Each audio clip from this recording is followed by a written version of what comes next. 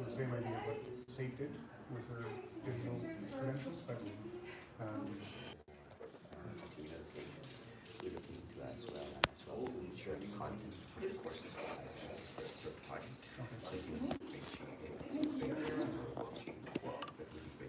All right, let's try that again. sure. Thank you very much. Thanks for braving the cold and coming out today and for this session.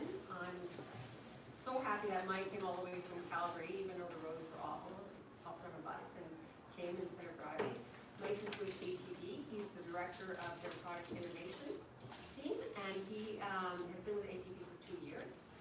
A strong career outside of banking before that, and involving lots of innovation, I'm sure, creative out-of-the-box thinking. But he's going to talk to us today about blockchain and cryptocurrency. So please welcome Mike. Great. Thanks, Cecile, and thank you everybody for coming out despite the cold weather today. So I've been with ATB just over 2 years now in this role in our innovation team. Our innovation team now is almost 25 people, of which I lead just a portion of that team. Our team historically has worked on such things as biometrics, AI, machine learning, robotics. We have a couple of pepper robots, if you've ever seen them.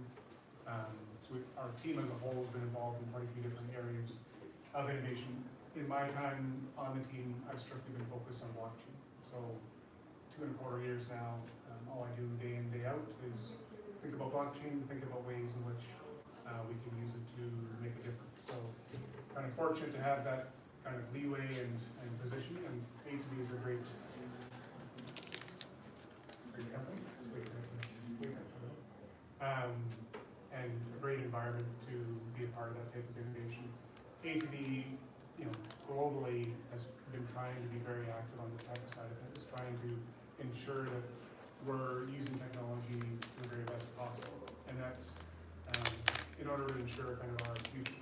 Obviously, we are owned by the province of Alberta, but we compete against the big 5 banks as well as credit unions and others.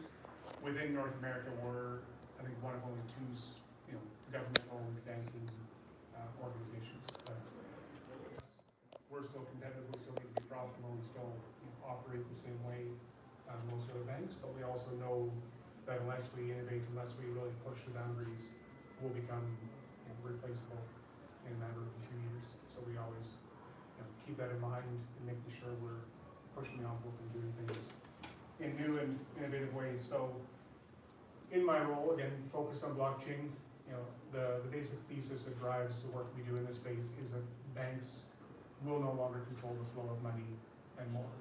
So currently, banks hold this very fortunate position where most money needs to flow through a bank at some point, and in the future we believe that this will be kind of the basic premise, is that banks won't be in that position any longer.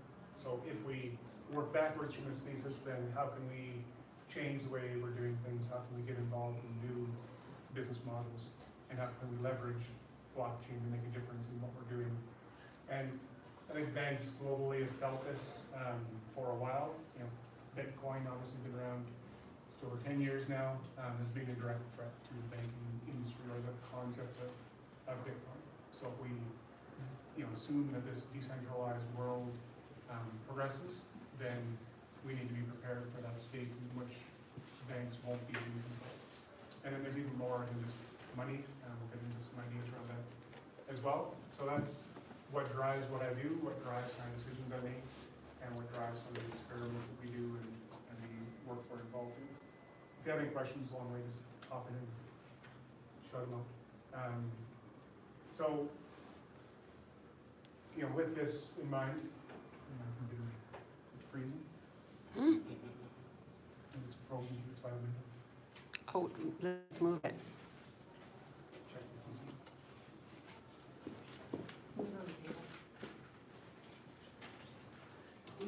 You won't hijack the computer, will you?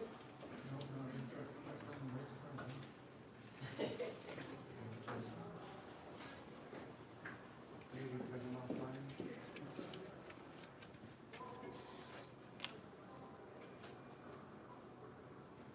There we go. It's up.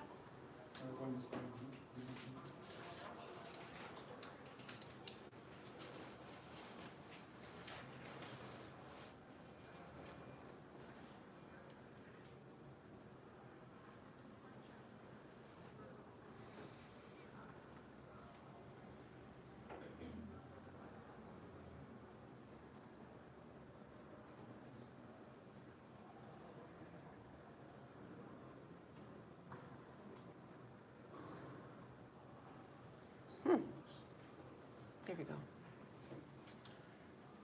So I just wanted to start off just in general observations as to kind of some of the things we're seeing happen currently and what's taking place in the marketplace. Obviously, ongoing uncertainty when it comes to traditional cryptocurrencies.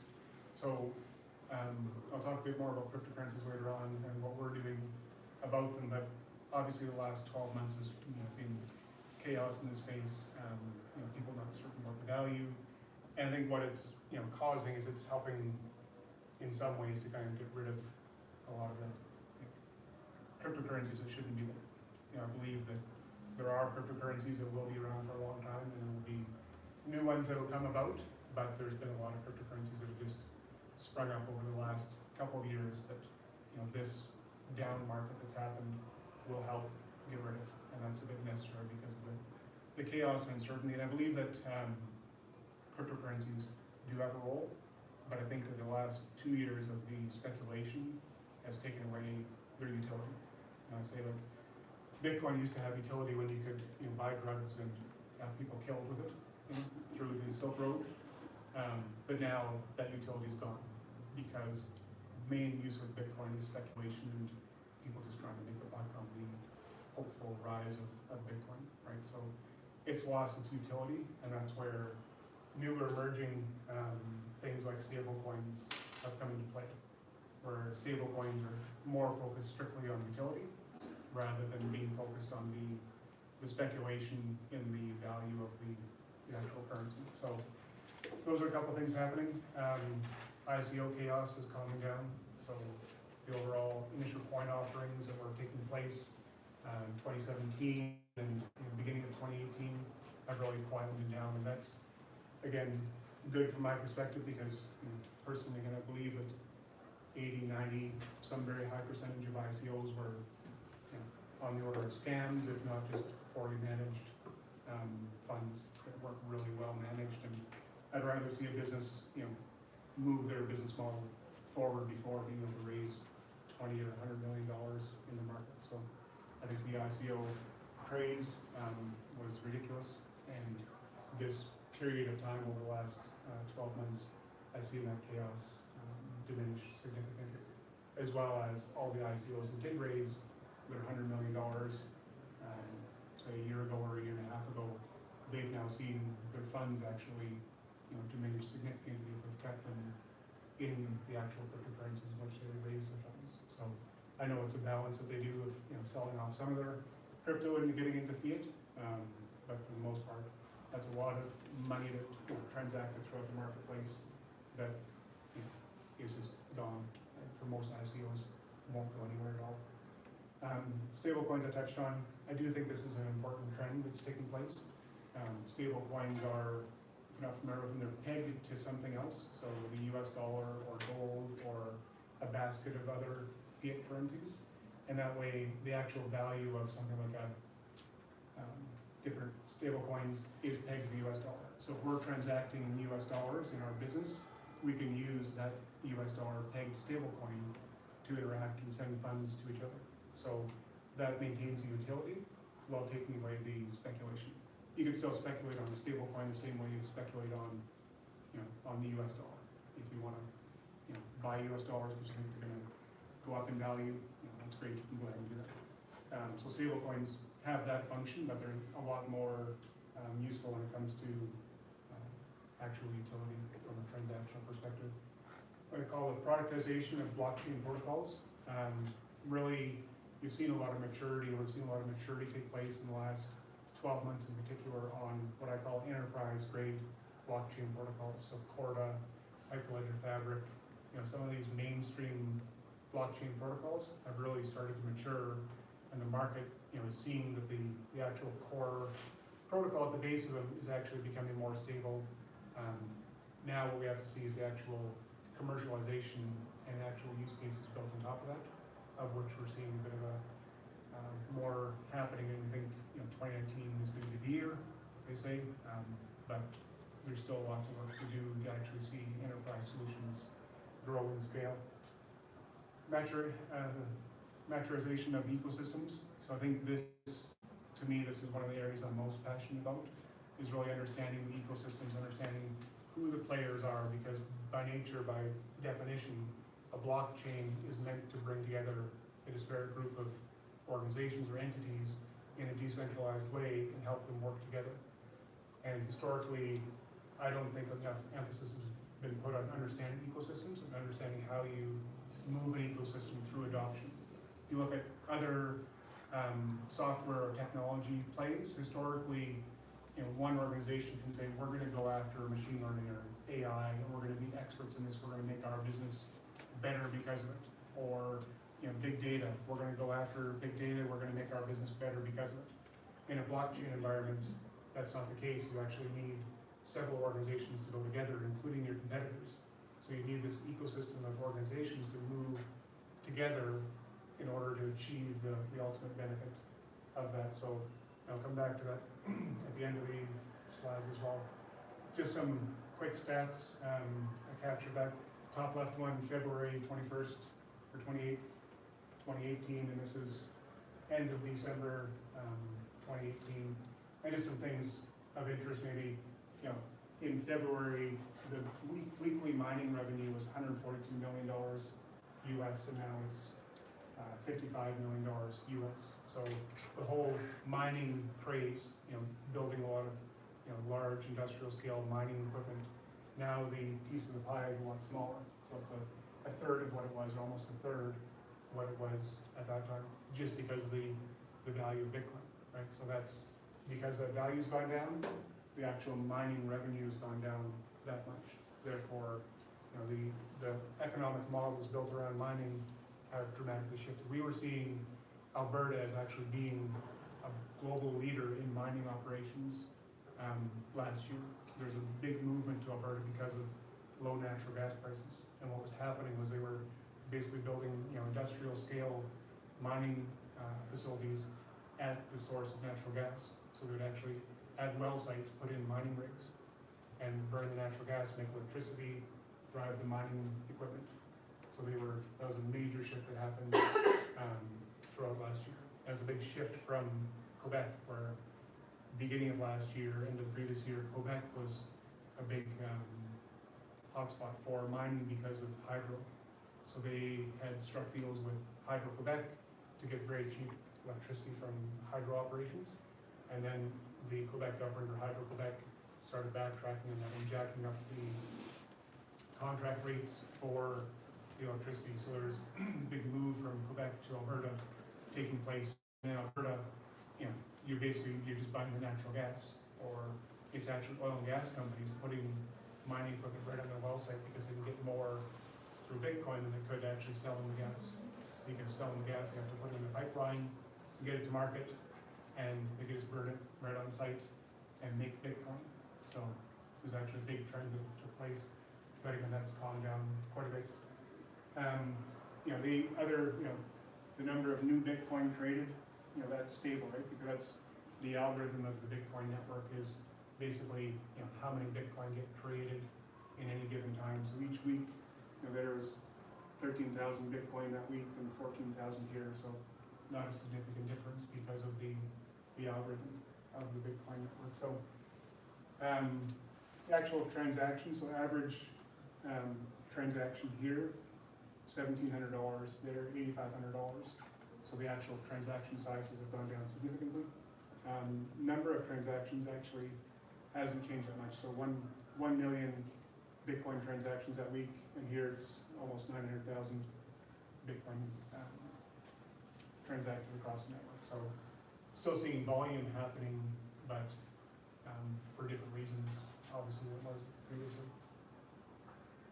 So more specifically on what ATB is doing, just want to kind of run through a couple of examples as to what we're doing and share some lessons from that. I break the work we are doing, or we have been doing, into 5 different categories. One is interbanking operations, so how do we work with other banks to actually leverage blockchain, or DLT as it's called sometimes, distributed ledger technology, to make the banking industry work more efficiently. So that's one category. Enterprise solutions is, enterprise grade things that aren't banking industry related. So one example I'll walk through is for the oil and gas industry. Third is digital identity, using blockchain to actually give a trusted digital identity network. Cryptocurrency, some of the work we're doing there, and then payments.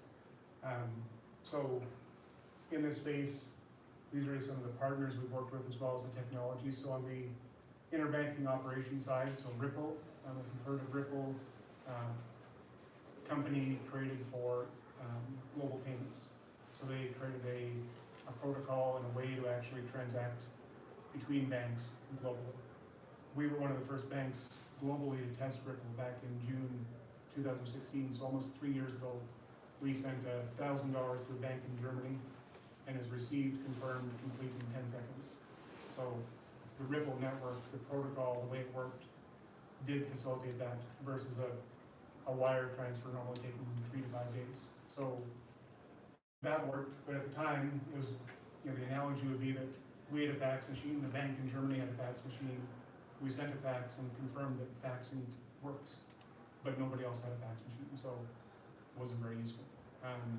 So what Ripple's been going through for the last 3 years has been trying to get more and more banks globally onto their network. So that's a big challenge, that's a big implementation, but that's their ecosystem. Their ecosystem is all the banks globally, and how do they get the banks onto their system and using it, because without the banks, their system's dead in the water. R3 is a group out of New York and London that was formed about 3 years ago as well, focused on the banking industry primarily. They formed what they call a lab, where banks could pay membership to be a part of R3, and in that they ran different projects between the banks. So in that interbanking operations kind of model, they facilitated a lot of projects, upwards of 100 different areas where banks work together to say, okay, us 5 or 6 Canadian banks, let's try to solve this one issue, and we worked with R3 to help facilitate that. Corda is the blockchain or distributed ledger technology protocol that R3 created. So they said, the banking industry is unique, you guys need a special protocol, so they created the Corda protocol. So we've been a member of the R3 group for 2 years now. We've been involved in a few projects. Reality is that in the banking ecosystem, we're not likely going to move the needle too much, right? We're not going to make the banks in Toronto, adopt this technology and move forward with it. But we need to be there and be educated on it so that we understand what's going on, and we can, in likely most cases, be a fast follower. But we're not likely going to lead the big 5 banks in adopting something to make the banking industry better. And then IBM, we've had in this space some discussions with them about a cross-border solution they've developed as well. In their case, they've actually built one based on a stable coin.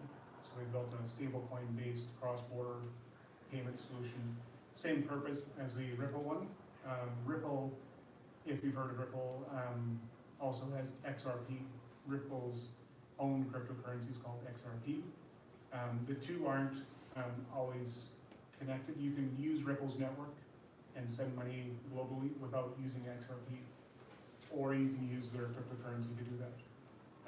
XRP has gone through a lot of price fluctuations up as well, and a lot of speculation. People thinking that's the crypto of the future, so that's a very big crypto out there, but the Ripple network itself can actually operate without XRP being part of it. So is there an app for Ripple? There's not so if you want to buy XRP like a token, you can go through exchanges and buy and sell XRP tokens. And I think in Alberta there's a Index, which is an exchange out of Calgary does sell XRP, so if you One want to, in cash transfer. right, so if you want to use their network, it would need to be somebody like a bank like ATB running the Ripple protocol.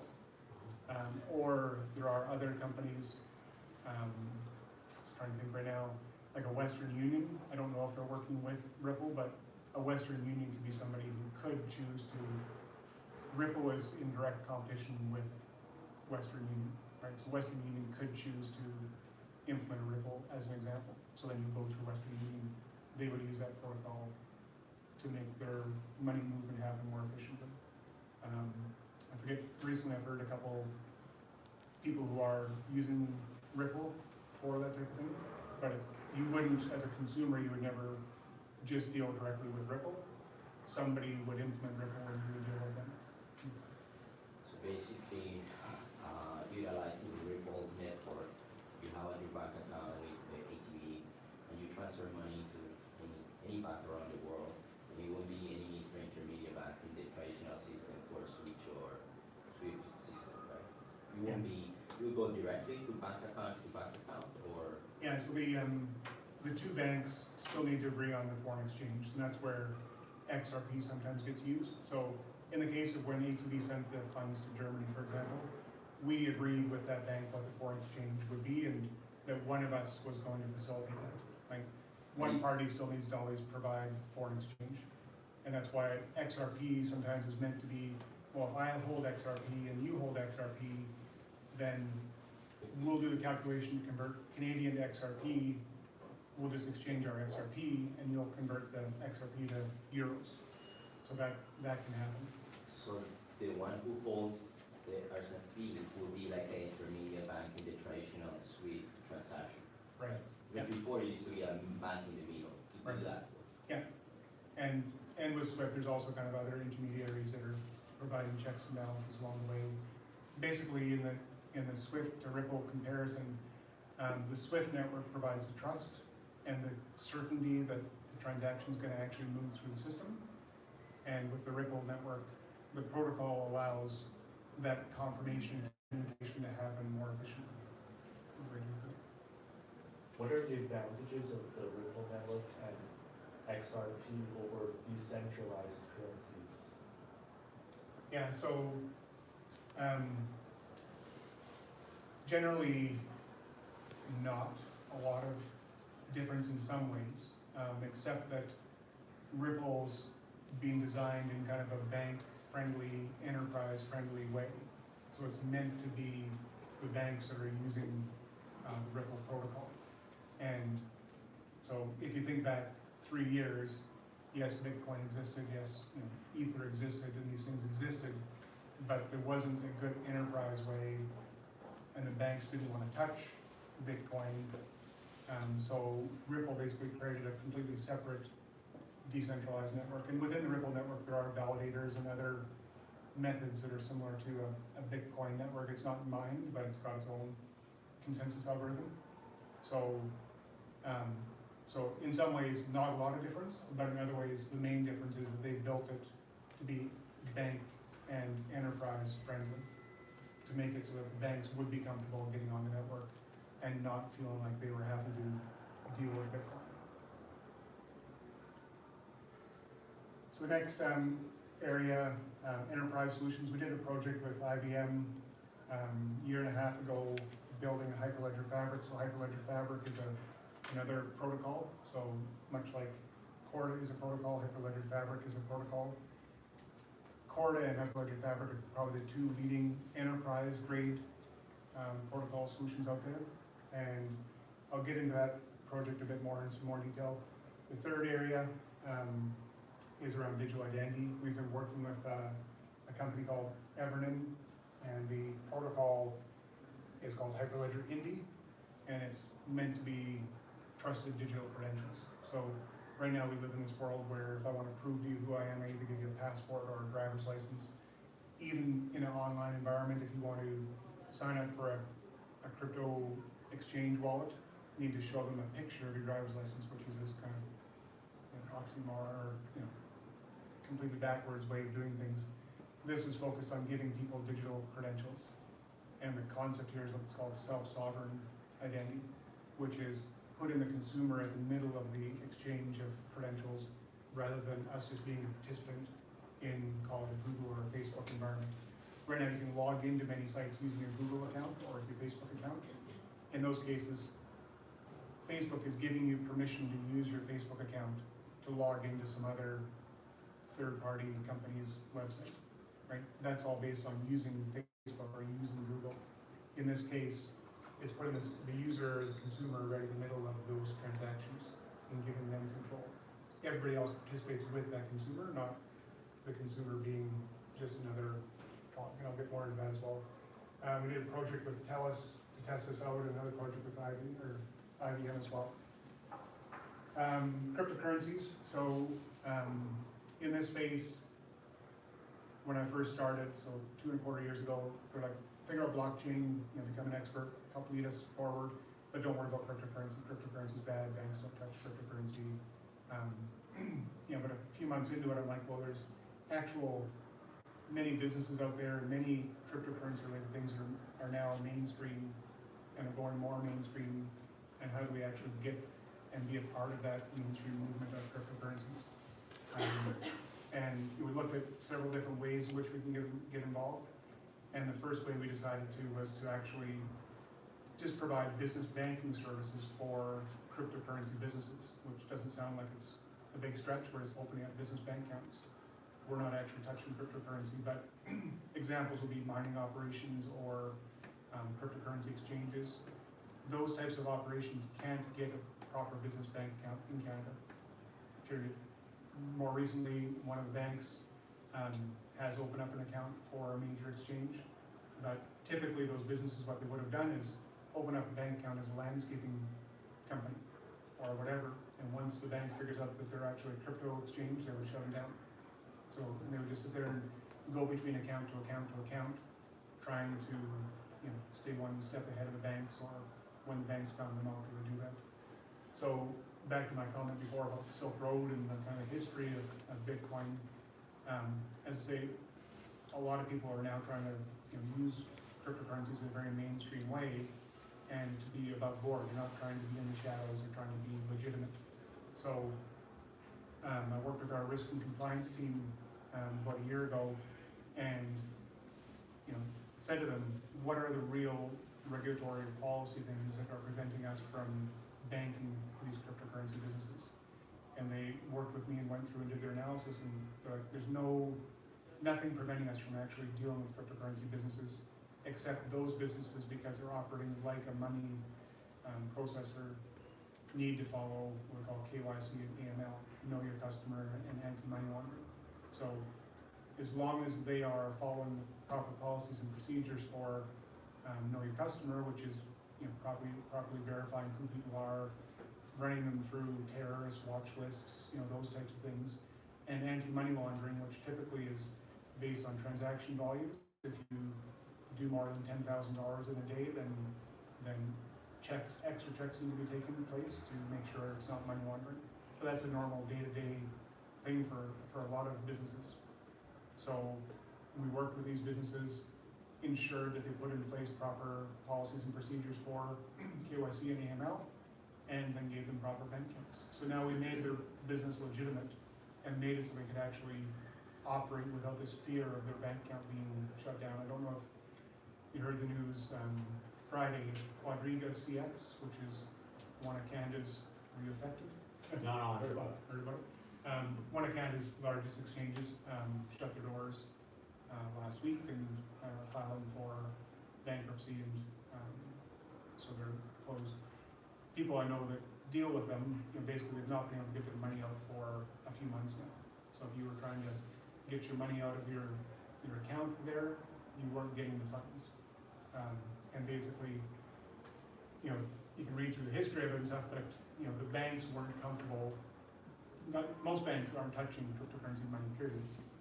So they were trying to move money and they can't move it because banks won't accept bank drafts or whatever into accounts. And that's where we've been able to work with other cryptocurrency businesses, and we do enable it. We can get money wired in, it just needs to be screened properly. they can send money out, all these things. We just need to know that they're managing their customers the same way the regulators expect us to manage our customers. We can't have criminals acting in ways that are against the law. So this has been very positive. I'd say it's cooled off, obviously, with the activity in crypto. There's not as many people trying to be active in this space. But it's definitely been a very positive area for us, and we've had a lot of success. So now the other banks are doing this in Canada, just ATB? There was a press release before Christmas. BMO, Bank of Montreal, opened up an account for CoinSquare. So that was kind of the first public knowledge. And we've had interest from across Canada, even the US, of businesses approaching us saying, can we get a bank account too? ATB is primarily focused on serving Alberta citizens and businesses. We do have some out of province activity. There's a kind of a threshold inside of ATB that some stuff can happen out of province, but we've had the big US crypto activity organizations that have come to us saying, can we get an account as well? We can't service them, but pretty much across Canada, even the US, it's very difficult for crypto businesses to get proper business banking accounts. So, and the last one, payments. So these companies on the right, they are companies who are making brand new blockchain networks. So Guild One's a Calgary company making a blockchain solution for oil and gas royalties. So they're getting the actual royalty calculation on the blockchain, settling the royalties between the counterparties on the blockchain. But what we're able to do for them is actually then move the money. So we monitor, we haven't got this in production with Guild One yet, but the concept is we monitor their blockchain, see when the transactions take place, and then we go offline into our traditional banking, move the money, and report it back on the blockchain that's taking place. Rewalk Power is a Calgary company as well, who are doing this for carbon offset credits. So they've actually built a blockchain solution where farmers and ranchers who have wind turbines or solar panels can actually have that power recorded on the blockchain and generate carbon offset credits that they can then sell to power utility companies. So then utility companies go on there, buy the carbon offset credits from a number of farmers and ranchers or other micro generators, and Rewat's network provides that. Again, we run a node on their blockchain that sees that activity and then moves the money using, in this case, EFTs, electronic fund transfers. So we're trying to enable this digital economy that's living on blockchains by providing money movement services for those. So what offset credits market do they use? Is that the California, the Quebec market? I don't know specific details around that aspect of it. Right now, they're primarily operating within Alberta, so they're partnered with, working with, NMAX, Bullfrog Power, Capital Power. Is that what's? Sure. Sorry. In Edmonton, what's one of the utilities? F4 has F4. green energy called Chirp. Okay. I think it might just be F4 then, but so that's who they're working with, and that's who their partners are. And the last one is a company called Grain Discovery. They're basically building a brand new marketplace for farmers to sell their crops. And again, blockchain-based ecosystem, and we're working with them to provide the payment engine for it. So I'm going to run through a couple of specifics on a couple of projects. One, so this, the project we did with IBM for different industry was oil and gas. There's a concept called Oil Settlement Day, which is all oil and gas contracts are settled on the 25th of every month. So it's Oil Settlement Day, 1 day a month, millions of dollars, hundreds of millions of dollars transacts in that single day. And the communication between all the counterparties, which is what's on the left there, is it's all peer-to-peer. They all phone, fax, email, spreadsheets, call each other. So what we built is a proof of concept where there would be one ledger where they could all communicate with each other through this ledger. So the oil and gas companies, the carriers would all communicate through that. They go through this period of reconciliation. So at the end of the month, So, say January just passed, right? So all the contracts for delivery in January, now February 1st through the 25th, are going through the reconciliation period. How much oil was actually delivered, what were the terms of the contract, what's, you know, they literally phone, fax, emails, spreadsheets going back and forth. And with this, they just need to write it to the ledger to their counterparty sees what's taking place. And then the actual settlements, the actual money movement. Right now, I've got a diagram later that shows it, but it's this chaos of flurry of payments, right? So if I have 100 contracts, on the 25th, the day of the 25th, I need to make 100 payments, right? But I may not know, am I gonna get that 5 million from so-and-so before I write out this check for 2 million? And it used to be, and this isn't that far long, but I think maybe 15 years ago or so, it was called check exchange day because the big oil and gas players would actually get in a room and write the checks and pass them around the room because they were certain then, okay, I've got your check for 5 million, I will now write this. They actually literally sat in a room, and that was a mechanism of trust, was physically seeing checks, and then they'd all disperse to the banks. That doesn't happen anymore, it's all digital, but they still don't know if that payment's coming in before they make the payment out. So this is meant to give transparency to that. They know what's coming in, they know the counterparties, and then would also facilitate multilateral netting, which is if there's 100 oil and gas companies participating in this, if at the end of the day I'm up $1 million, then just don't do 100 transactions to get to $1 million. Just do one, just give me $1 million. And if another company's down 1.2 million, then have them make one payment in for 1.2 million, rather than 100 transactions netting out. So the system could actually facilitate multilateral netting. So this is just a quick diagram showing how they would all connect to it, but the challenge with this, and we've talked with a dozen different oil and gas companies, they all love the idea, but nobody's willing to go first. And the point of the ecosystem discussion, we've worked with Husky, Suncor. We've spent multiple days working through design and details for the next iteration. But for them, it could result in 4 or 5 FTE savings of all the communication that happens currently. And it's just a matter of how do you get enough people engaged to get it started.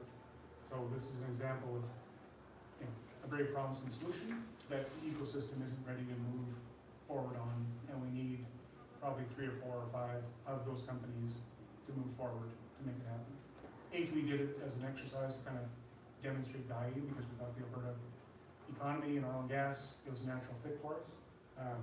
And then the actual settlement payment piece would play a key role in. But this one currently, we built a proof of concept, validated with industry, designed the MVP, and it's currently sitting on the shelf, waiting for industry to help. So could it scale up? Usually I hear about large transactions not being supported. Yeah, so in enterprise grade things like Corda and Fabric, the transactions per second, which is typically, if you think of Bitcoin, I don't remember exactly, but 6 or 7 transactions per second is kind of a benchmark versus, I believe for like the Visa network, it's at 40,000 or 30,000 transactions per second. In a Corda or a Fabric environment, your throughput is thousands of transactions per second as well. And you only are processing, so if it was for the oil and gas, oil settlement thing, that's all it's transacting, right? So it's not transacting somebody in Zimbabwe buying Bitcoin. It's focused on just those transactions. So the actual number of transactions taking place. So if for a given oil and gas contract, you may have 20 or 30 or 50 confirmation messages going through the system, but multiply that times the number of oil and gas contracts over the period of a month, it's still not, it's not very many. So it's not, that's not an issue.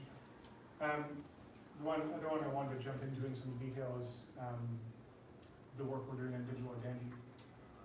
This is one where I'm quite bullish on. I think we can actually make a very big difference in the marketplace, and I think it's one area where, for a typical consumer, where we'll see blockchain have the biggest impact. So the basic idea, as I mentioned earlier on, is giving consumers control of their identity. And as a result of this, there'll be new business models and new things emerge. So our goal is to bring trusted digital credentials to all Albertans. So we're in kind of a unique role where we only operate in the province of Alberta, which gives us a nice, 4 point whatever million population to kind of focus on, rather than the big 5 banks who are across Canada and even international. For them to get started on these things is very difficult. So we can actually move on this and make a difference. And we think Alberta as a whole can be a global leader in this space. So we've been working at this digital identity stuff for a year and a half now. So it's been one of my main focus areas. And we are currently leading globally. So I spoke last May at the European Identity and Cloud Conference on this work, and spoke in Switzerland in December at the Hyperledger Global Forum. And this work we're doing is leading globally. So we are at the very front end of the spears as on causing this change and bringing this change, because we've got this nice tight market that we can work in and make a difference. So this is just a couple examples of what we've done so far. So the big thing here is testing out the technology, understanding how it works. So we did a project with TELUS over a year ago now with this technology. So Sovereign is the protocol or the network we're working with for this. And it's meant to be designed in a way where it's a global public utility for everybody to use. So it's not just an Alberta solution. It's being developed in a way it's meant to be global and support global things. And it's being developed primarily out of the US, but it's being supported currently globally. There's lots of organizations using it.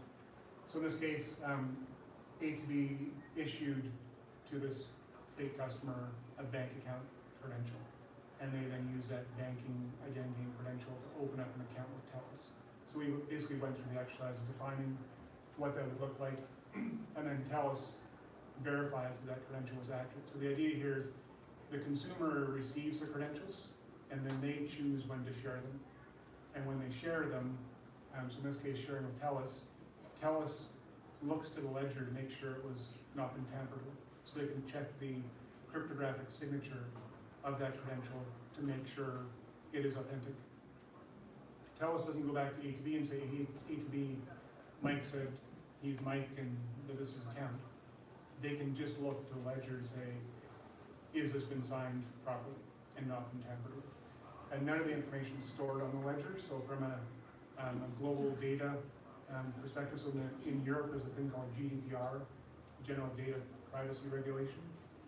You never want to write personal information on the blockchain, because even though it's immutable and it's cryptographically signed, therefore it should be private, someday we all expect there'll be somebody will decrypt a blockchain and find out what's in there. It could happen. As well as in GDPR, there's a concept called right to be forgotten, where organizations must delete your records, must remove you from their corporate knowledge. And if it's written in blockchain and immutable, then they can't do that. So in this, the way the sovereign network works is what's stored in the blockchain is the data schemas and the keys, the public keys, and you can ensure that when this comes to tell us that it has been signed by ATB and not been tampered with. So very simple model. And then TELUS, in this example, gave a change of address. So we went through just a flow. This person moved. TELUS says, well, we know that they moved because we connected copper at their house. So they issued a change of address back that they then shared with ATB. We did another similar project, a bit more involved here, where we worked with IBM and a company called Workday. Workday is an employee portal technology company. So in this case, an IBM employee signed on to their Workday portal and received an employment credential that they had actually were an employee of IBM's. And then we did a DMV, Department of Motor Vehicles, to get a driver's license, and these two things were presented to ATB via this protocol for ATB to then open up a bank account. ATB checks, make sure it's not been tampered with as well. It's weird, yeah. And these are some screens. So in this case, the back screen is the Workday portal where this employee was signed into. So IBM knows who that employee is because they're in control of their portal, they're signed in, and they then request that employment credential gets sent.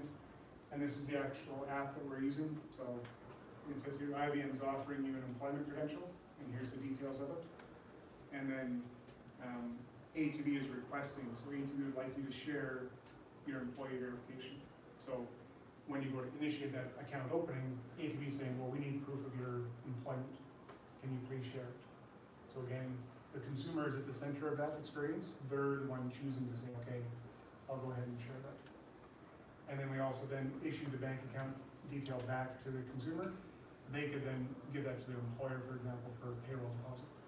So they just share that digital credential back.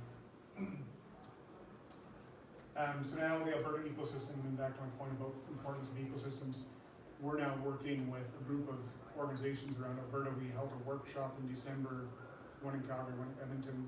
We had 14 organizations involved, so post-secondaries, utilities, telcos, insurance companies, and all three levels of government, municipal, provincial, and federal government involved, to try to get this ecosystem of credential sharing taking place. So your degree, your transcript, your bank account, your employment history, your all these things can be credentials that you collect into your wallet, and you then share for employee onboarding, opening up an account, and do all these things. Or in the future, you could do your credit scoring through this, right? If I share with you, I've got this income, I've been employed this long, this is my utility relationship, my telco relationship, all these things, you could say, okay, you qualify for a 5% interest rate, rather than doing a credit score check. So in that model, we're disintermediating the credit bureaus. So it's my personal mission. Don't tell them. So I think this is kind of where we want to get to. So here we've focused a lot of effort on actually getting those organizations involved and engaged, and we've had great response so far. And we'll be moving forward throughout the next couple of months on more directed Alberta proof of concepts to actually make this happen. So what sort of support do you have from the upper levels of government? Maybe say somebody like Alberta Innovates or Labor or something? They're not directly involved in this. We are working with Service Alberta, and again, this isn't public, but Service Alberta is working with us to issue a government issue digital identity.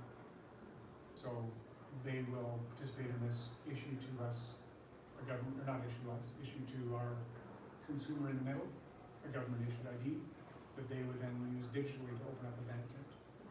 So that is just being kicked off right now. So that is the future state we want to get to, is where those credentials, those things about you, are digital and in your wallet.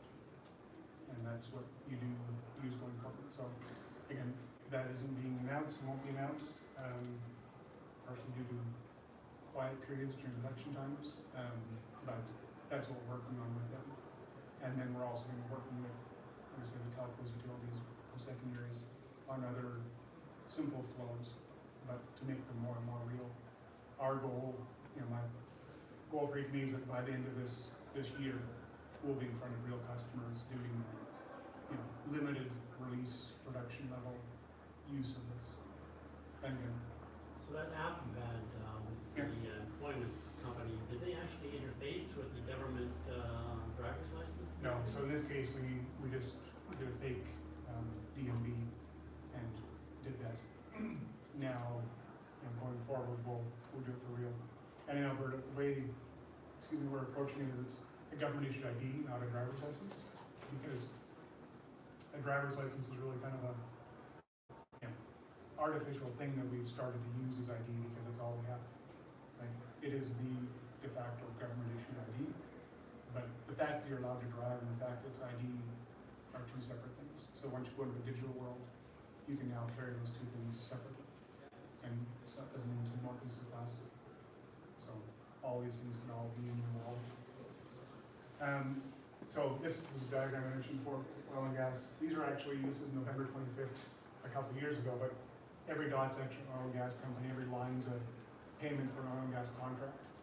And at least one dot in every pair is an ATB customer, that's why I have this data. But it just kind of shows you the effect of, all these payments going around. But this is an example of an ecosystem. These are the parties we need to impact and bring to the table. And I made a new diagram recently, similar, but on this concept of digital credentials, where we need to have this kind of intersection of, I need to be able to give a consumer, half dozen, a dozen different interaction points, not just ATB. If ATB went to the market and said, hey, get your ATB digital credential today, we'd be like, great, what can I do with it? Well, nothing yet, but believe me, it's gonna be the future. Then nobody wants it. That's why we're working now on getting all those parties at the table to make that usefulness today. And that's it. So, 5 minutes over, but if you have any questions, Twitter or LinkedIn, happy to connect with anybody. And we've got a website just being relaunched this week, atbalphabeta.com. It's where we post a lot of kind of our tech articles and what we're working on. So there's a bunch of work we've done on blockchain posted up there as well. So, thank you, everybody. Yeah. Do you have any knowledge of what's going on at the Bank of Canada? I know they have, I guess, a Jasper project for evaluating things. Yeah, they've been involved in a couple of different projects. Jasper is one of them, specifically around cryptocurrencies and what's called a central bank issued digital currency or central bank digital currency. Most of the major central banks globally are looking at it. Bank of Canada has issued a couple of reports on it, basically indicating at this point there's not a lot of justification for them to move forward with it. But they are very actively watching the space. The Jasper project specifically, the most recent version of it was focused on the Toronto Stock Exchange and actually settlement of transactions for a stock exchange type environment. So they're typically pretty public about sharing a lot of things as well. So, yeah. How can I get a career in blockchain technology? Yeah, and so it's one of the things that's important. So I've got my education background is both on the business side and the technology side. So in the blockchain space, there's for sure the technology space. So there's, Ethereum and, as I mentioned, Hyperledger protocols and Corda protocols. So on the technical side, there's lots of different technology players. To me, sometimes what's more interesting is the business side and actually trying to crack the nut of how do we actually get an ecosystem to move forward? What's the value proposition? Why would all these parties care about getting involved in this? How do you make it enticing for them? So again, depends which side of it you come at. There's also a lot of policy and legal work that has to happen when you implement a system like this. So say the oil and gas one or the identity one, the participants coming onto that now have to have a new level of expectation for how it's going to be governed and how it's going to be run. So there's a whole new area of policy and legal work that's being developed. So on the technology, depends which side you want to come at. There's the business, the legal policy side, or the technology side. And on the technology side, Ethereum's the easiest thing to start playing with, but to me it's got the least business utility because it's got, it's, if you've heard of CryptoKitties, it was, ran a year ago or more, and it basically took down the Ethereum network because the transaction volume overwhelmed the network. Well, if I'm running a business solution, I can't have the network go down because of CryptoKitties. So it just depends. Depends on which avenue you want to get at with it. I can There's a talk more. blockchain group at the university you could join. If you want to learn more about blockchain, there's a blockchain group at the